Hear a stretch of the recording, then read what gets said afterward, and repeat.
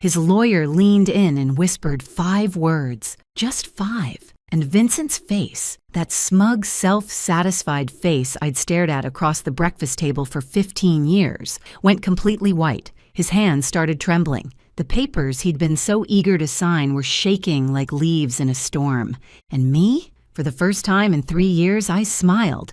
But I'm getting ahead of myself. Let me start from the beginning, because you need to understand how we got here. How a woman everyone thought had lost her mind actually played the longest, most patient game of her life. My name is Alexis Dunst. I'm 34 years old, and until 3 months ago, I was married to Vincent Mercer. 15 years of marriage. That's longer than most Hollywood relationships, longer than some small countries have existed, and definitely longer than my patience should have lasted. But I'm a stubborn woman. I get it from my grandmother. I met Vincent when I was 17. I'd graduated high school early, not because I was some genius, but because I was practical and motivated and really, really wanted to get out of my parents' house. I got a job at Henderson and Price Law Firm as a file clerk. Minimum wage, maximum paper cuts, but it was mine. By 18, I'd worked my way up to legal assistant. I was good with details, good with numbers, good with keeping my mouth shut and my eyes open. Vincent was 24 when we met at a client event. Charming, ambitious, full of dreams about building a real estate empire. He talked about the future like it was already his, like success was just waiting for him to show up and claim it. He said he was going to build something incredible. I said I'd help him file the paperwork. Romance, right? We got married when I was 19. Tyler came along when I was 20. I kept working at the law firm part-time while raising our son, building up my 401k, saving every spare dollar. My grandmother always said a woman should have her own money, not secret money, she'd clarify. Just her own, something nobody could take. At 23, Vincent's business finally took off. He asked me to quit the law firm and help him full-time. He needed someone to manage the books, handle clients, coordinate with contractors, someone he could trust completely. So I became his unpaid everything. Bookkeeper, office manager, client liaison, interior decorator for model homes, marketing coordinator, event planner. I did it all while raising Tyler, managing our household, and somehow keeping everyone fed and reasonably happy. My official title was wife. My unofficial title was everything else. For 11 years, I poured myself into building Vincent's dream. And for 11 years, he got the credit, the awards, the recognition. At every industry event, I was Vincent's wife. At every celebration, he thanked his team, his mentors, his vision. But somehow never quite got around to thanking me. Somewhere along the way, things shifted. He started making decisions without consulting me. Started staying late for work more and more often. Started criticizing little things, the way I dressed, the meals I cooked, my lack of ambition. I was running his entire back office for free while raising his son and keeping his life organized. But sure, not ambitious enough. Then, 3 months ago, he dropped the bomb. He came home on a Tuesday evening. I was making dinner, his favorite, actually, because I'm apparently a glutton for unappreciated effort. He sat me down at the kitchen table with this look on his face, not sad, not apologetic, just businesslike. I want a divorce, he said. And then, I want the house, the cars, the business, everything. You can keep Tyler. He said it like he was ordering from a menu. I'll have the assets. Hold the child, thanks. Keep Tyler? Like our 15-year-old son was a leftover pizza? Like he was an inconvenience being graciously allowed to stay with me? I just stared at him. 15 years of marriage. And this was how it ended, at our kitchen table, between the salt shaker and the butter dish, like I was just another item he was discarding. What I didn't know in that moment, what I wouldn't find out until later, was that Vincent had been planning this for months. He already had a lawyer, Harold Whitfield, expensive and experienced. He'd been building his exit strategy while I was meal prepping and scheduling his dentist appointments. I'd been blindsided by a man I'd trusted with everything. The next day, his mother showed up, Lorraine Mercer, a woman who had treated me like the help for 15 years, arrived with her perfectly styled hair and her perfectly practiced sympathy face. She patted my hand and told me I should have tried harder to keep him happy. Men have needs, dear, she said. like she was explaining something complicated to a slow child. Lorraine's advice on marriage was always fascinating, considering her husband spent 7 days a week on the golf course specifically to avoid being in the same room as her. But sure, I was the problem. That first week was a blur. Vincent moved me to the guest room. He had documents drawn up, settlements proposed, timelines established. Everything was moving so fast, and I felt like I was drowning. Everyone saw a woman whose world had just collapsed, a wife being thrown away after 15 years of service, a victim who didn't see it coming. But here's the thing. What Vincent didn't know, what nobody knew, was that I'd found something 3 years ago. Something buried in his own financial records, something he thought was hidden forever. And I'd been quietly, patiently preparing ever since. Before we continue, if you're enjoying this story, please hit that subscribe button and tell me in the comments where you're watching from and what time it is there. I read every single comment. Thank you. Back to the disaster. Within a week of the announcement, Vincent had completely taken control. The guest room became my permanent residence in what used to be our home. My closet shrank from a walk-in to 2 small sections he graciously allowed me to keep. The message was clear. This isn't your house anymore. Within 2 weeks, he started bringing her around. Brittany Sawyer, 27 years old, worked at his company. Of course she did. She had that Instagram perfect look. Blonde highlights, perfect nails, yoga pants that cost more than my weekly groceries. She walked into my kitchen like she owned it, wore my apron, my grandmother's apron, while making smoothies in my blender. She was younger than my marriage, younger than my favorite handbag, but she made amazing smoothies, so I guess that's something. Vincent paraded her around like a trophy. They'd sit on my couch, watch my television, eat off my plates. He'd put his arm around her right in front of me, like I was furniture, like I'd already disappeared. The humiliation escalated daily. First, he canceled my personal credit card. We need to separate finances, he said, like he was being reasonable. Then the joint card. Then he suggested I should probably find somewhere else to stay while we sorted things out. My own home, and I was being asked to leave. Lorraine came over to help me pack. And by help, I mean she went through my belongings and decided what I deserved to keep. Old clothes, fine. Family photos, some of them. My grandmother's recipe box? She hesitated on that one, like she was considering claiming it for herself. What I was not allowed to take. Any jewelry Vincent had bought me over 15 years. Any furniture I'd picked out. Anything of value. Those were marital assets, Lorraine explained, and Vincent was entitled to them. She packed my things in garbage bags. Not boxes, garbage bags. Like I was trash being taken out. Through all of this, I had one person I thought I could trust, Diane Holloway. We'd been friends since high school. 20 years of friendship, through boyfriends and breakups and babies and everything in between. She was the first person I called after Vincent's announcement. She was so supportive, always checking in, always asking how I was holding up, always ready to listen. She'd come over with wine and let me cry on her shoulder. She told me I deserved better. She told me Vincent was making a huge mistake. But something felt off. Little things at first. Vincent seemed to know my plans before I made them. When I mentioned to Diane that I was thinking about fighting for the house, Tyler came home the next day saying Dad told him it wouldn't work. When I told Diane I was looking at apartments in a specific neighborhood, Vincent made a comment about that exact area being too expensive for me. Then it clicked. Looking back, I should have seen it years ago. The way Diane always lit up when Vincent walked into the room. The way she'd compliment him just a little too much, laugh at his jokes just a little too hard. She always asked about him first whenever we talked. How's Vincent? How's the business? Is Vincent happy? She'd been carrying a torch for my husband for 15 years. And Vincent, because he collected admirers like some people collect stamps, knew exactly how to use it. He made her feel special, important, not like other women. He probably implied they'd get together after the divorce, gave her just enough hope to keep her loyal. My best friend was his spy. 20 years of friendship sold out for some flirting and empty promises. At least charge more, Diane.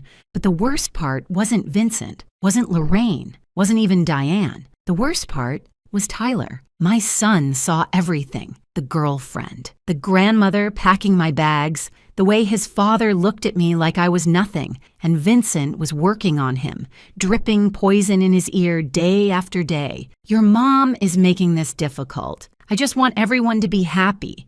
She's the one dragging this out. I'm trying to be fair, but she won't cooperate. Tyler started pulling away from me. Not angry, exactly, just distant, confused. He didn't know who to believe, and his father was very, very convincing. I could lose the house, I could lose the money, I could lose everything I'd spent 15 years building. But watching my son look at me like I was the problem, that was the knife. That was the wound that actually bled. I hired a lawyer. Nina Castellano, recommended by my old firm. 52 years old, sharp as a razor, absolutely no tolerance for nonsense. She reviewed my situation and laid out the battle plan. You helped build this business, she said. You're entitled to half of everything. The house, the company, the accounts. We fight. I looked at her for a long moment. What if I don't want to fight? Nina stared at me like I'd started speaking another language, like I'd suggested we send Vincent a thank you card and a fruit basket. She thought I was broken, depressed, too beaten down to stand up for myself. She had no idea. I moved into a small apartment with Tyler, 2 bedrooms, 1 bathroom, a kitchen the size of my old pantry. Half our boxes didn't even fit. They sat stacked in the corner of Tyler's room, like a monument to how far we'd fallen. Meanwhile, Vincent posted photos with Brittany. New chapter, new energy, blessed, he wrote. Lorraine commented underneath, so happy for you, sweetheart. You deserve joy. My sister called, furious. You need a shark lawyer. Take him for everything he's worth. Everyone had advice. Everyone thought they knew what I should do. Everyone saw a woman who'd given up, who couldn't fight, who was letting her husband walk all over her. Everyone was wrong. Here's the thing about being underestimated. People stop watching you. They stop being careful around you.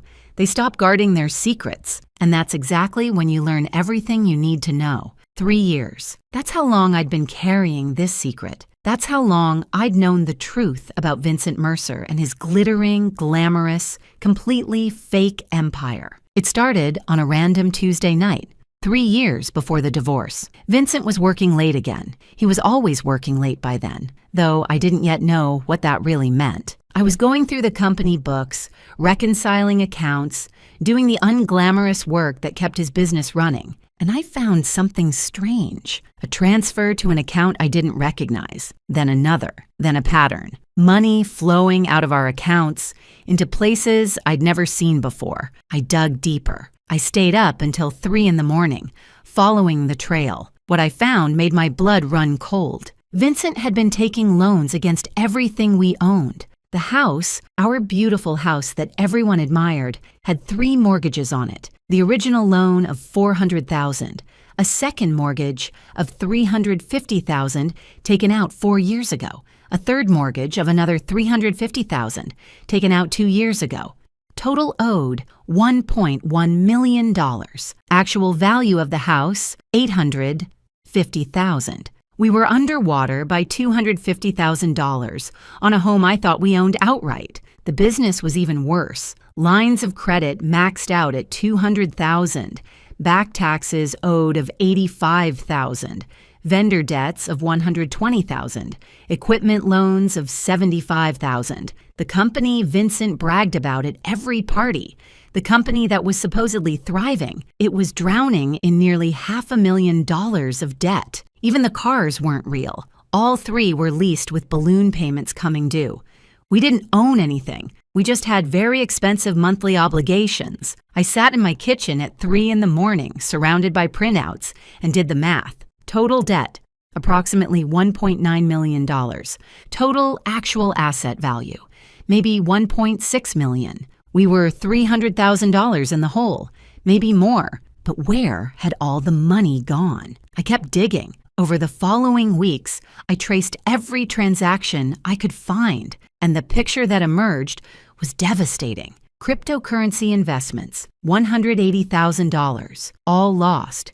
Gambling, $75,000, gone. An apartment I didn't know about. Rented for a woman I didn't know about. $60,000 in rent and furnishings. Lifestyle expenses that never made it home. Watches, suits, Trips I was never invited on, another $85,000. My husband wasn't building an empire. He was building a house of cards with borrowed cards that were also on fire. We looked rich the same way a mannequin looks alive, convincing from a distance, completely hollow up close. My first instinct was to confront him, to scream, to cry, to demand answers. But I knew Vincent. I'd watched him operate for years. If I confronted him, he'd manipulate me. He'd explain it away, make me feel crazy for questioning him. He'd probably find a way to blame me for it. And worse, if he knew I knew, he might try to take control of my separate money, too. See, I'd always kept a little something of my own, my grandmother's voice in my head. A woman should have her own money, my IRA from my law firm years. I'd rolled it over when I quit, but never touched it. By then it had grown to about $180,000. That was mine, earned from my job. Separate property under the law. And then there was Grandma herself. She'd passed away when I was 28, and she'd left me $340,000. Her will was specific. This money is for Alexis alone. I'd kept it in a separate account for 6 years, never commingling it with Vincent's finances, never using it for household expenses. My grandmother kept her own account for 50 years. Not secret money, she'd always say. Just mine. Smartest woman I ever knew. I had roughly $520,000 that was completely, legally, separately mine. So I didn't confront Vincent. Instead, I protected myself. I worked with my uncle, a retired accountant, to create an irrevocable trust for Tyler. My IRA and my inheritance went into that trust. My name wasn't on it as a beneficiary. Vincent's name certainly wasn't on it. It was for Tyler's future, college, a first home, emergencies. And it was untouchable. Then I documented everything. Every mortgage document, every hidden account, every suspicious transaction. I printed copies and kept them at my sister's house. I put copies in a safe deposit box. I saved everything on an encrypted drive. And then I waited. I knew Vincent would leave eventually. Men like him always do. They get bored, or they find someone younger, or they decide they deserve more. I just had to be ready when it happened. 3 years of waiting. 3 years of watching him dig the hole deeper. 3 years of smiling at dinner parties while knowing our entire life was built on quicksand. I got very good at patience and very good at pretending I didn't know my husband was financially drowning us both. When Vincent finally asked for the divorce, when he demanded the house, the cars, the business, everything, I almost laughed out loud. He wasn't asking for assets. He was demanding debt. He just didn't know it yet. Back in the present, I sat across from Nina Castellano and placed 3 binders on her desk. 3 years of evidence. Every mortgage document, every loan statement, every hidden account. She read in silence for almost an hour. When she finally looked up, her expression had completely transformed. "You've known about this for 3 years?" I was waiting for him to leave. I knew he would eventually. And when he demanded everything, he demanded all the debt. He just doesn't understand that yet. Nina leaned back in her chair. The pity was gone from her eyes. The concern was gone. What replaced it was something like awe. So when you sign over the assets, I walk away clean. He gets the mortgages, the business debts, the lease obligations. All of it becomes his sole responsibility. And your inheritance, your retirement account, separate property, never commingled, legally protected, sitting safely in a trust for my son. Nina was quiet for a long moment. Then she smiled, a slow, dangerous smile. "Mrs. Dunst," she said, "I believe I owe you an apology. I thought you'd given up." I smiled back. "Everyone thinks that. That's kind of the point." Nina went from looking at me like a lost kitten to looking at me like a chess grandmaster. I prefer grandmaster, better outfit. The trap was already built, the numbers were verified, the documentation was airtight. All I had to do now was let Vincent think he was winning. And nobody does gracious loser better than a woman who's been practicing for 15 years. The next 3 months were a masterclass in acting. I became exactly what everyone expected me to be: broken, defeated, barely holding on. I showed up to mediation sessions with red eyes and trembling hands. I spoke softly, hesitantly, like a woman who'd lost all her confidence. I asked for so little that even the mediator seemed uncomfortable. "I just want enough to start over," I said during our second mediation. "I'm not trying to be difficult. I know the business is his life's work.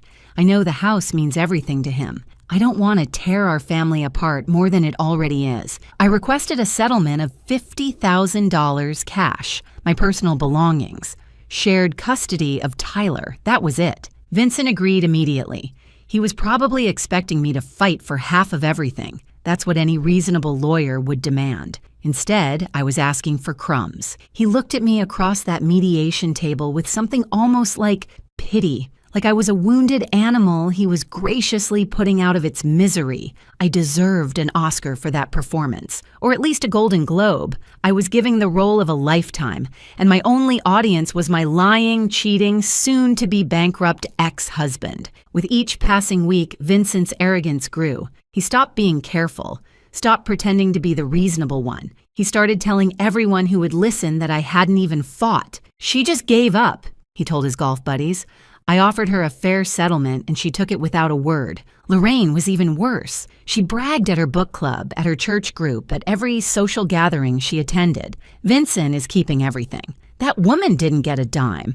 I always knew she wasn't strong enough for my son. To celebrate his upcoming victory, Vincent bought himself a new watch, $15,000. I know because I saw the charge on the business account. He was still using company money for personal expenses, still digging that hole deeper. He wore it to our next mediation session, making sure I noticed. He also took Brittany to dinner at La Maison, the French restaurant where we'd celebrated our 10th anniversary. He posted photos on social media. "Life is good when you're with the right person," he wrote. The right person. He meant the person who didn't know about his debt, yet. Meanwhile, Brittany had started redecorating my house. New furniture in the living room, new art on the walls. She even painted my kitchen. Gray. She painted it gray. I spent 3 weeks choosing that sage green, 3 weeks of paint samples and lighting tests and driving myself crazy trying to get the perfect shade. And she painted over it with builder-grade gray, like it was nothing. Gray. Like her personality, like her future with Vincent once she found out he was broke. Very fitting, actually. Diane kept calling, fishing for information under the guise of friendship. I played along perfectly. "How are you holding up?" she'd ask, her voice dripping with fake concern. "I just want it to be over," I'd tell her, making my voice crack slightly. "I can't fight anymore, I don't have the energy." Within hours, Vincent would know. I could practically see him relaxing, letting his guard down even further. Diane thought she was playing me. She was actually just being a messenger service, not a very expensive one either. But while the adults were playing their games, Tyler was watching, and my son, my smart, observant, wonderful son, was starting to notice things that didn't add up. He noticed his dad's new $15,000 watch, but heard Vincent tell him they couldn't afford the school trip to Washington, D.C. He noticed Brittany's shopping bags piling up in the foyer, but heard Vincent complain about money being tight. He noticed the disconnect between the lifestyle his father was projecting and the excuses he kept making. One evening, Tyler came to my tiny apartment and sat down at my secondhand kitchen table. He looked at me with those serious eyes, so much like his father's, but with something Vincent had lost long ago. "Honesty." "Mom," he said quietly, "is Dad actually rich?" I looked at my son for a long moment. "What do you think?" He was quiet, processing. "I think something's not right. I think he's pretending." I reached across the table and squeezed his hand. "Trust me, just wait a little longer." My 15-year-old figured out something was wrong before 2 lawyers and a certified accountant did. I should bill his college fund for consulting fees. Behind the scenes, Nina was preparing our legal strategy with surgical precision. The main divorce agreement stated clearly that I was relinquishing all claims to marital property. The house, the business, the vehicles, everything would go to Vincent. In exchange, I would receive my modest cash settlement and walk away. But attached to that agreement was an addendum, a detailed liability disclosure statement. Every debt, every mortgage, every loan, every obligation tied to those assets When Vincent signed for all assets, he would be legally assuming all liabilities. The mortgages would become his sole responsibility. The business debts would transfer entirely to him. The lease obligations on the cars would be his problem alone. It was all there in black and white. Legal, proper, devastating. Legal documents are like poetry, Nina told me. Boring, expensive poetry that can ruin someone's life. My favorite kind. 2 weeks before the final hearing, Harold Whitfield, Vincent's lawyer, called Nina with concerns. "My client is assuming significant assets," Harold said carefully. "I'd like to request a full financial audit before we finalize, just to verify everything." Nina kept her voice neutral. "Of course. We'll provide whatever documentation you need, but when Harold brought this to Vincent, my soon-to-be ex-husband shut it down immediately. No audits," Vincent told him.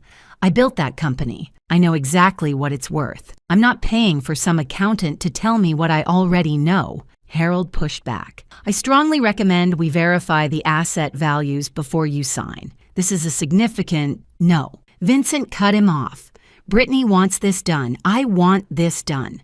No more delays." Harold had been practicing law for over 30 years. He knew when a client was about to make a mistake. He also knew he couldn't force someone to take his advice. He presented Vincent with a waiver, a document acknowledging that Harold had recommended an independent financial review and that Vincent was declining against counsel's advice. Vincent signed it without reading it, just like he'd sign everything else without reading it. Never underestimate the power of an impatient girlfriend to make a man skip the fine print. Brittany was worth millions to me, in legal strategy anyway. The night before the hearing, Vincent sent me a text message. "Thank you for not making this ugly." I stared at that message for a long time. 15 years of marriage, 15 years of building his business, raising his son, managing his life, and he was thanking me for not making things difficult for him while he threw me away. I typed back, "I just want what's best for Tyler." What was best for Tyler? His trust fund, his future secured, and a father who was about to learn the most expensive lesson of his life. Nina called me that evening. Thursday at 9 a.m. Final hearing. Judge Patricia Holden. "Are you ready?" I looked around my small apartment. The secondhand furniture, the boxes still unpacked in the corner, the tiny kitchen I'd painted sage green because it reminded me of hope. I've been ready for 3 years. 3 years of waiting, and it was finally here. I felt like a kid on Christmas morning. If Christmas morning involved divorce court and financial revenge, Thursday morning, 9 a.m. Vincent would walk into that courtroom expecting to collect his prize. He had no idea he was about to inherit a financial avalanche, one he'd signed for himself, and the best part? He'd asked for it, in writing, with witnesses. If you've made it this far, you already know something satisfying is coming. Hit that like button if you're ready for Vincent to get what he deserves. And if you haven't subscribed yet, what are you waiting for? I've got more stories where this came from. Trust me. Now let's finish this. Thursday, April 17th, 9 a.m., courtroom 4B. I remember every detail of that morning, the way the sunlight came through the tall windows, the smell of old wood and floor polish, the quiet murmur of lawyers shuffling papers. This was where 15 years of marriage would officially end, and where 3 years of patience would finally pay off. Vincent arrived first, of course. He was wearing his best suit, the charcoal Armani I'd helped him pick out for a client dinner 3 years ago. His new watch caught the light as he shook hands with Harold. He looked confident, relaxed, like a man about to close a very favorable deal. Brittany was waiting in the hallway. She wasn't allowed in the courtroom, but she wanted to be there for moral support. I caught a glimpse of her through the door. Perfect makeup, designer bag, scrolling through her phone like this was just another boring appointment. Lorraine was there too, sitting in the gallery. She dressed up for the occasion, probably planning to take Vincent to a celebratory lunch afterward. She looked at me when I walked in and gave me this little smile, the kind you give someone you've already beaten. I arrived a few minutes after Vincent. Simple navy dress, no jewelry, hair pulled back in a low bun. I looked tired, defeated, like a woman who had nothing left to fight for. Perfect. I looked like someone who'd given up on life and fashion simultaneously. Very convincing. I should really teach acting classes. Judge Patricia Holden entered, and everyone rose. She was in her early 60s, silver hair, reading glasses perched on her nose. 30 years on the family court bench. She'd seen every trick, every manipulation, every lie that divorcing couples could throw at each other. Nothing surprised her anymore. She reviewed the case file briefly, then looked up. Mercer versus Mercer. Final dissolution hearing. I understand the parties have reached an agreement? Harold stood first. Yes, Your Honor. My client, Vincent Mercer, is assuming all marital assets, including the family residence, the real estate development business, and all associated vehicles. In exchange, Mrs. Dunst receives a cash settlement of $50,000. Nina rose beside me. That's correct, Your Honor. My client agrees to relinquish all claims to these assets and accepts the proposed settlement terms. Judge Holden's eyes moved to me. She studied my face for a moment, looking for signs of coercion, I imagine, signs that I was being pressured into a bad deal. Mrs. Dunst, she said, I need to confirm that you understand what you're agreeing to today. You're giving up your claim to substantial property, the family home, the business you helped build. Are you certain this is what you want? I kept my voice soft, slightly unsteady. Yes, Your Honor, I understand. And you're entering this agreement voluntarily? No one is pressuring you? No, Your Honor. I looked down at my hands, then back up at her. I just want my husband to have everything he asked for. I want this to be over. The judge studied me for another long moment. I could practically see her internal debate, whether to push harder, whether to order a continuance, whether to protect me from what looked like a terrible decision. But I was represented by counsel. I was answering clearly. I was an adult woman making my own choice. Very well, she said finally. Let's proceed. The clerk distributed the final documents, page after page of legal language, signatures required on every third page. Vincent signed eagerly, barely glancing at what he was agreeing to. He wanted this done. He wanted to get back to his new life with his new girlfriend and his new freedom.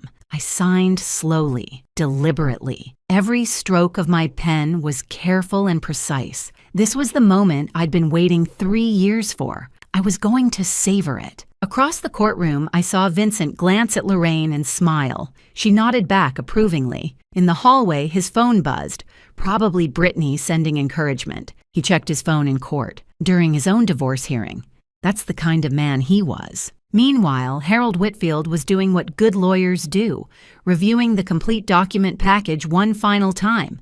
Main agreements signed, asset schedule signed, settlement terms signed. Then he reached the addendum, liability disclosure statement. I watched his face as he read, watched the confusion flicker across his features, watched him flip back a page, then forward again, like he was hoping he'd misread something. He hadn't. Harold's face went pale. He leaned toward Vincent, trying to be discreet. Sir, he whispered, we need to talk. Vincent waved him off, still basking in his victory.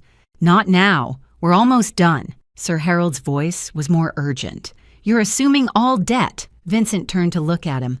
What? The liability disclosure, Harold whispered, papers rustling as he pointed. The mortgages, the business liens. It's all here. You're assuming personal liability for everything. For the first time, Vincent actually looked at what he'd signed. I watched his eyes scan the numbers, watched the color drain from his face. House, $1.1 million owed. Market value, $850,000. Business, $480,000 in combined debts. Vehicles, $115,000 in lease obligations. Additional personal liabilities, $200,000. Total debt, approximately $1.9 million. Net value of everything he'd just claimed, negative $300,000. He hadn't won the lottery. He'd won the bill for it. Vincent stood up abruptly, his chair scraping against the floor. This isn't right. He looked at me, then at the judge, then back at the papers. She hid this from me. This is fraud. Judge Holden's voice was sharp. Mr. Mercer, sit down. These numbers are fake, Vincent insisted, his voice rising. She manipulated the documents. This is Mr. Mercer. The judge's tone left no room for argument. Sit down. He sat, but his hands were shaking. His confident smile was gone, replaced by something that looked a lot like panic. Judge Holden looked at the documents in front of her, then at Vincent. Mr. Mercer, I'm looking at the liability disclosure statement attached to this agreement. These are debts associated with assets you are claiming, assets in your name, your business, your property. She fixed him with a hard stare. Are you telling this court that you don't know your own financial situation? Silence. Watching Vincent try to explain why he didn't know about his own debts was like watching a cat explain why there's a broken vase on the floor. Fascinating and completely unconvincing. Harold cleared his throat. Your Honor, I should note that I advised my client to conduct an independent financial review prior to this hearing. He declined. I have documentation. He produced the waiver, the one Vincent had signed without reading, the one that said, in clear legal language, that Harold had recommended a full audit, and Vincent had refused. Judge Holden reviewed it briefly, so Mr. Mercer was advised to verify these figures. He chose not to. He signed a waiver acknowledging that choice. She looked at Vincent. Is that correct? Vincent was staring at the waiver like it was a snake that had just bitten him. I thought, is that your signature, Mr. Mercer? A long pause. Yes. Then you assumed this risk voluntarily. Judge Holden's voice was matter of fact. You had the opportunity to investigate. You chose not to. The agreement stands. Vincent turned to me, desperation breaking through his composure. You knew. His voice cracked. You knew about all of this. I met his eyes calmly. I was your bookkeeper for 11 years, Vincent. I knew about everything. His face cycled through emotions faster than I could count. Confusion, rage, betrayal, fear, and finally the one I'd been waiting for, realization, the understanding that he'd done this to himself. I want to withdraw the agreement, Vincent said, turning back to the judge. I didn't understand what I was signing. This isn't fair. Judge Holden shook her head. Mr. Mercer, you signed documents before this court stating you understood and agreed to all terms. You were represented by competent counsel. You declined additional review. Your wife did not hide anything. These are your debts, your mortgages, your obligations. She paused.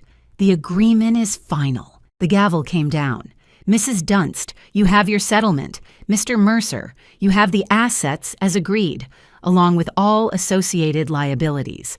This marriage is dissolved. I stood, smoothed my dress, picked up my purse. Then I looked at Vincent one last time. He was slumped in his chair, papers scattered in front of him, his whole world collapsing around him. You said you wanted everything except Tyler, I said quietly. I gave you exactly what you asked for. I walked out of that courtroom without looking back. In the hallway, I could hear Vincent's voice rising, yelling at Harold, demanding to know how this happened, threatening lawsuits. Harold's calm responses.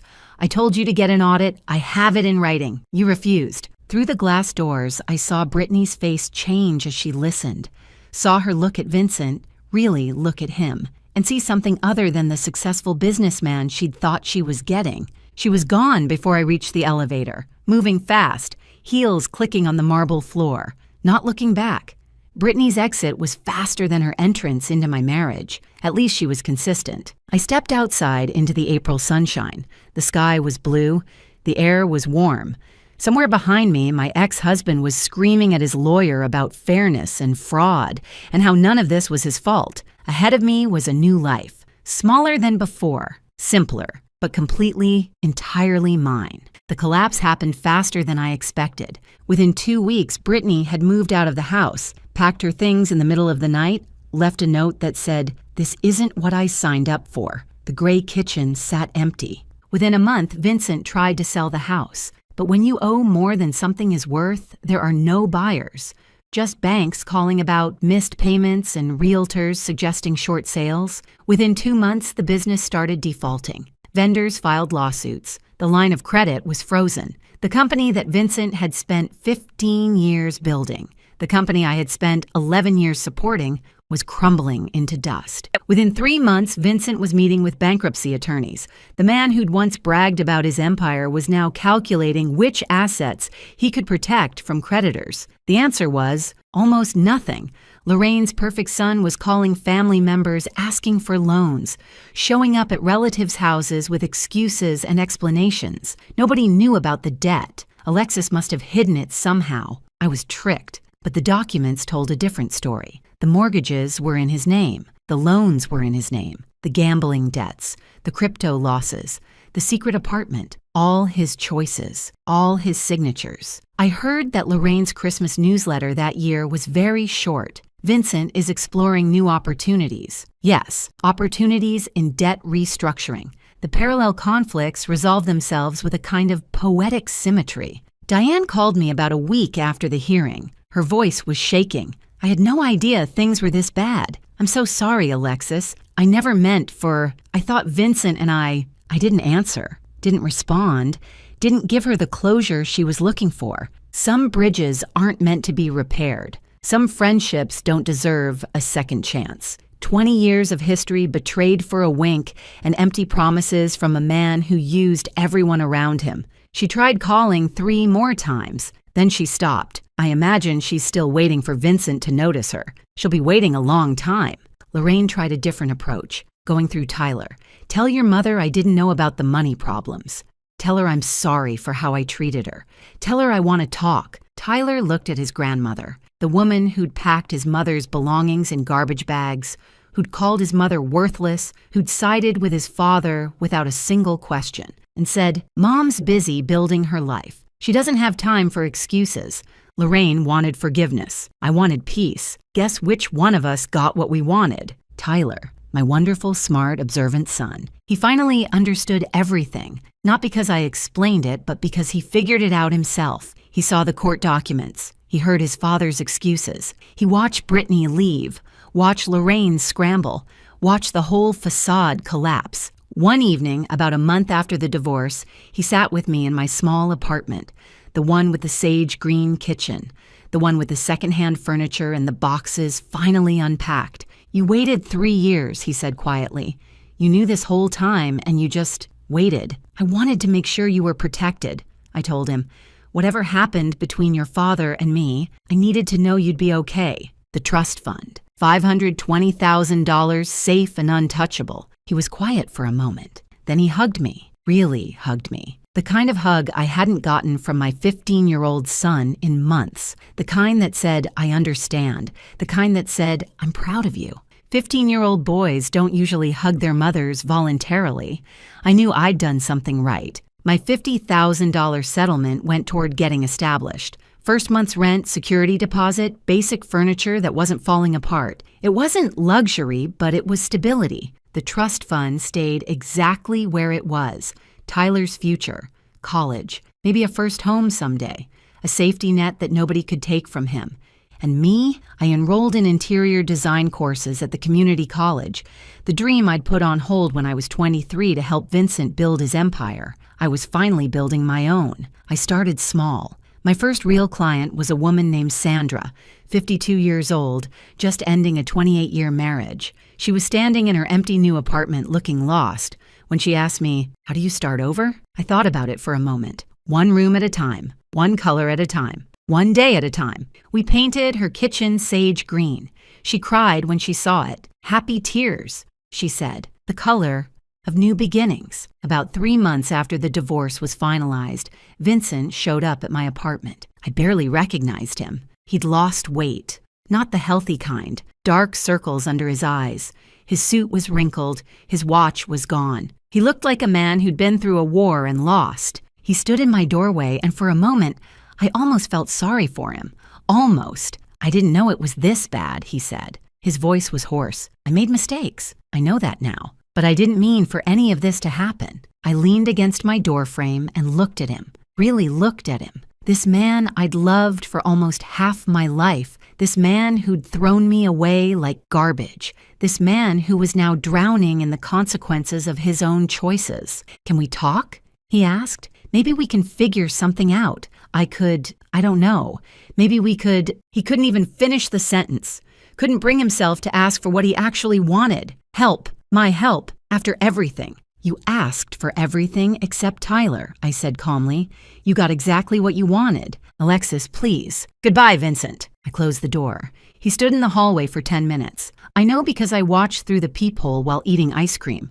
Best show I'd ever seen. 5 stars. Would watch again. That evening, after Tyler went to bed, I sat in my small living room and looked at my grandmother's photo on the shelf. The recipe box was next to it. The one thing Lorraine had almost taken. The one thing that mattered most. "You were right about everything, Grandma," I said quietly. "Keep your own money. Know your worth. And never let anyone make you feel small." The apartment was quiet, small. Nothing like the house I'd lived in for 15 years. But it was mine. Every paint color, every piece of furniture, every decision, mine.